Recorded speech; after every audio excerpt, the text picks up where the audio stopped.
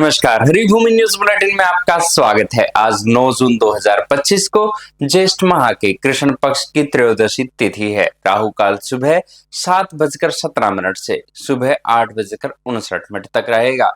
हरियाणा में आज मौसम में तापमान में बढ़ोतरी की संभावना है। अब नजर डालते हैं आज की प्रमुख हेडलाइंस पर। एक बार फिर हिंसा की आग में जला मणिपुर, मतई नेता की गिरफ्तारी के बाद भड़के समर्थक। महाराष्ट्र चुनाव में धांधली के आरोप में चुनाव आयोग और राहुल गांधी आमने सामने। बिहार में भाजपा के साथ मिलकर चुनाव लड़ेंगे लोजपा सुप्रीमो चिराग पासवान। पंजाबी गायक सिद्धू मूसेवाला पर बनी डॉक्यूमेंट्री पर विवाद, पिता ने स्क्रीनिंग रुकवाने को लीगल नोटिस भेजा। क्रिकेटर रिंकू सिंह और सपा सांसद पिया सरोज की हुई सगाई, 300 वीआईपी गेस्ट जुटे।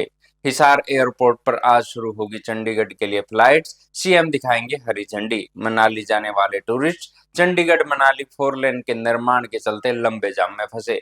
प्रशासन ने एडवाइजरी जारी की। कोलंबिया के राष्ट्रपति उम्मीदवार उरीबे को चुनाव प्रचार के दौरान नाबालिग ने मारी गोली, हालत गंभीर। अमेरिका में अवैध प्रवासियों पर कार्रवाई के विरोध में हिंसक प्रदर्शन, पुलिस पर पथराव, दुकानों में आगजनी। अब खबरें विस्तार से। सबसे पहले बात करते हैं हिंसा की आग में जल रहे मणिपुर की।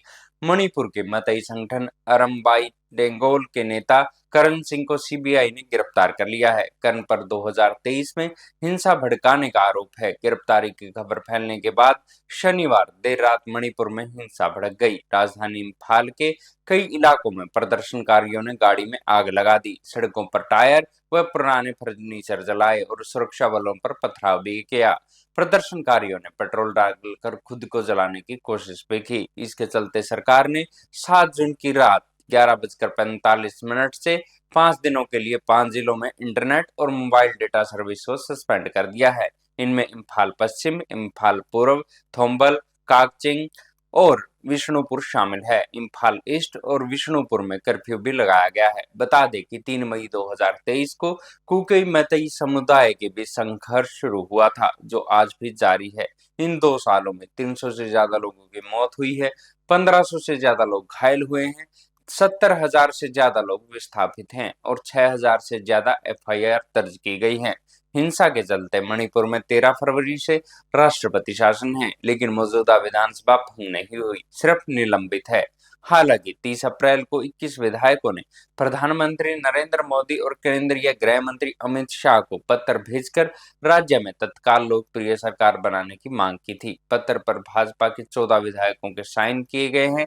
उम्मीद है कि 15 जून तक सरकार बन जाएगी। अब खबर चुनाव आयोग के बारे में। लोकसभा के विपक्षी नेता राहुल गांधी पिछले साल महाराष्ट्र में हुए विधानसभा चुनाव को लेकर लगातार धांधली के आरोप लगा रहे हैं। उन्होंने शनिवार को सीधे तौर पर चुनाव आयोग पर सवाल उठाए और यहां तक कहा कि अब बिहार चुनाव में फिक्सिंग होगी। हालांकि राहुल गांधी ने अब तक चुनाव आयोग को कोई पत्र नहीं भेजा है और न ही कोई शिकायत दर्ज करवाई है। चुनाव आयोग के सूत्रों ने कहा कि राहुल एक तरफ कहते हैं कि उनके बताए मुद्दे गंभीर है, लेकिन जब उन्हें चुनाव आयोग को लेटर लिखने की बात आती है तो वे कतराते हैं। जब तक चुनाव आयोग के पास लिखित में पत्र नहीं आता, तब तक कोई जवाब नहीं बनता है। हालांकि राहुल गांधी ने शनिवार को एक्स पर लिखा था कि आप यानी चुनाव आयोग एक संवैधानिक संस्था है। बिना साइन और टालमटोल वाले नोट जारी करके गंभीर सवाल के जवाब देने का तरीका सही नहीं है। अगर आपके पास छिपाने के लिए कुछ नहीं है तो मेरे सवालों का जवाब दें और इसे साबित करें। अब बड़ी खबर बिहार से। लोजपा रामविलास गुट के राष्ट्रीय अध्यक्ष चिराग पासवान ने बिहार में एनडीए गठबंधन के साथ चुनाव लड़ने का ऐलान किया है। आरा की एक जनसभा में उन्होंने कहा कि मैं एनडीए की मजबूती के लिए बिहार में 243 सीटों पर चिराग पासवान बनकर चुनाव लड़ूंगा। एनडीए की बड़ी जीत ही मेरा लक्ष्य है। चिराग पासवान ने आगे कहा, मैं विधानसभा का चुनाव लड़ूंगा या नहीं, इन तमाम विषयों पर चर्चा चल रही है। अंतिम मोहर पार्लियामेंट्री बोर्ड की तरफ से ही लगेगी। कुछ लोग मेरे चुनाव लड़ने को लेकर भ्रम फैला रहे हैं। स्पष्ट तौर पर बता देना चाहता हूं कि मैं विधानसभा का चुनाव लड़ूंगा, तो इसके पीछे की सोच अपनी पार्टी के स्ट्राइक रेट को मजबूत करना होगा, गठबंधन को मजबूती देना होगा। अब खबर पंजाबी गायक सिद्धू मूसेवाला के बारे में। सिद्धू मूसेवाला पर बनी डॉक्यूमेंट्री की स्क्रीनिंग को लेकर विवाद खड़ा हो गया है। पिता बलकौर सिंह ने चैनल की तरफ से बनाई गई डॉक्यूमेंट्री पर कड़ा ऐतराज जताते हुए उन्हें लीगल नोटिस भेजा है। इसके साथ ही मुंबई पुलिस के डीजीपी व जुहू पुलिस को पत्र लिखकर 11 जून को जुहू में प्रस्तावित स्क्रीनिंग को रोकने की मांग की है। मूसेवाला के परिवार के लीगल काउंसलर गुरविंदर सिंह ने डॉक्यूमेंट्री की प्रोड्यूसर और सीरीज प्रोड्यूसर को कानूनी नोटिस भेजा है, जिसमें पिता बलकौर सिंह ने आरोप लगाया है कि डॉक्यूमेंट्री में सिद्धू मूसेवाला से जुड़ी अप्रकाशित सामग्री, निजी जानकारियां और हत्या से जुड़ी जांच को बिना परिवार की अनुमति के दिखाया जा रहा है।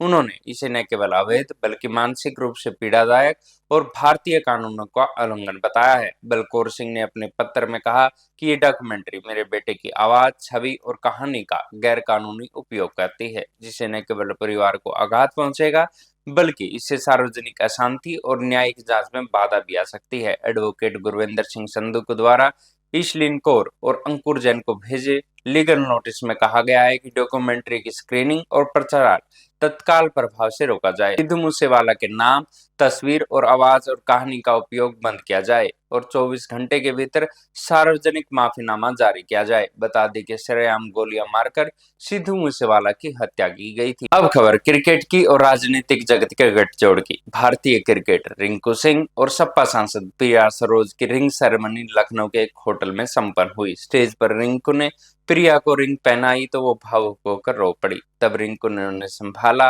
रिंग सेरेमनी में अखिलेश यादव, डिंपल यादव, जया बच्चन, शिवपाल यादव, इकरा हसन समेत 300 वीआईपी गेस्ट शामिल हुए। अखिलेश ने दोनों के साथ फोटो खिंचवाई और काफी देर तक बातचीत की। समारोह में बीसीसीआई उपाध्यक्ष राजीव शुक्ला, पूर्व क्रिकेटर पीयूष चावला और प्रवीण कुमार मौजूद रहे। इसके अलावा गेंदबाज यश दलाल भी समारोह में पहुंचे, जिनकी गेंदों पर रिंकू ने लगातार 5 छक्के लगाकर क्रिकेट में स्टारडम हासिल किया था। प्रिया के विधायक पिता तूफानी सरोज ने सभी मेहमानों का वेलकम किया। सपा प्रमुख अखिलेश यादव ने कहा कि अगर राजनीति और खेल से जुड़े दो लोग अपने विचारों के साथ जुड़ते हैं तो उनका स्वागत है। हमने उन्हें आशीर्वाद दिया है। रिंकू ने बहुत कम उम्र में क्रिकेट में बड़ा मुकाम हासिल किया है, वहीं प्रिया भी बेहद कम उम्र में सांसद बनी है।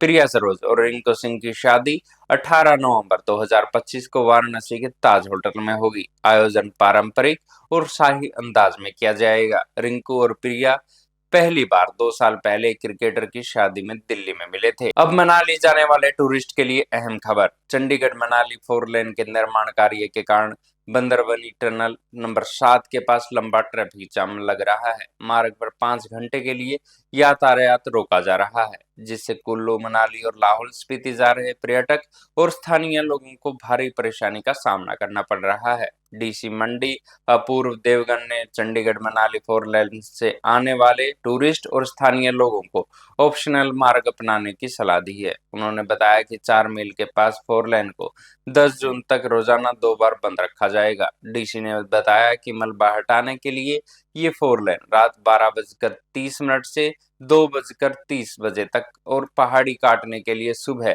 5 से 7 बजे तक बंद रहेगा। इस दौरान मनाली जाने वाले टूरिस्ट वैकल्पिक मार्ग वाया चैलचौक पड़ोह का उपयोग कर सकते हैं, जबकि कुल्लू मनाली से चंडीगढ़ लौटने वाले टूरिस्ट ओट कटोला सड़क पर वापस आ सकते हैं। बता दें कि कुल्लू मनाली लाहौल स्पीति में इन दोनों बड़ी संख्या में देश भर से टूरिस्ट पहुंच रहे हैं। सभी टूरिस्ट इसी 4 लेन से आते हैं, ऐसे में उन्हें परेशानी न हो, इसे देखते हुए प्रशासन ने वैकल्पिक मार्ग अपनाने की सलाह दी है। अब खबर हरियाणा से। हरियाणा के हिसार से चंडीगढ़ के लिए फ्लाइट आज शाम से शुरू होने वाली है। एयरपोर्ट अथॉरिटी ने एयरलाइंस एयर की ATR 72 सीटर फ्लाइट को हफ्ते में 2 दिन उड़ान भरने के लिए स्लॉट भी जारी कर दिया है। चंडीगढ़ जाने वाली फ्लाइट को मुख्यमंत्री नायब सिंह सैनी खुद हरी झंडी दिखाएंगे। इसी फ्लाइट से अब लोग 1 घंटे में हिसार से चंडीगढ़ की यात्रा कर सकेंगे। चंडीगढ़ से हिसार की पहली फ्लाइट सोमवार दोपहर 3:20 पर रवाना होगी और शाम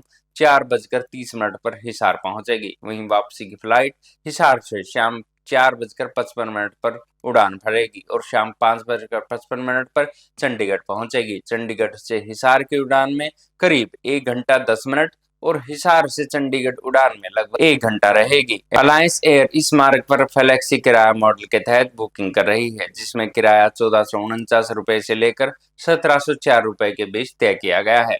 अब खबर कोलंबिया से।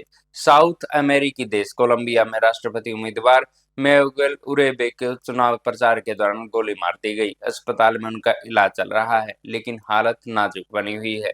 शनिवार शाम को उरेबे राजधानी बोगोटा में एक रैली को संबोधित कर रहे थे, तभी केवल 15 साल के किशोर ने उन्हें पीछे से गोली मारी।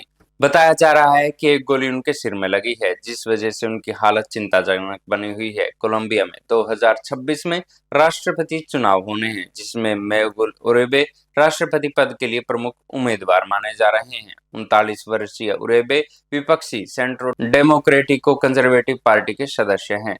अब खबर अमेरिका से। अमेरिका के लॉस एंजलिस में अवैध प्रवासियों पर कार्रवाई के विरोध में 2 दिन से लगातार प्रदर्शन जारी है।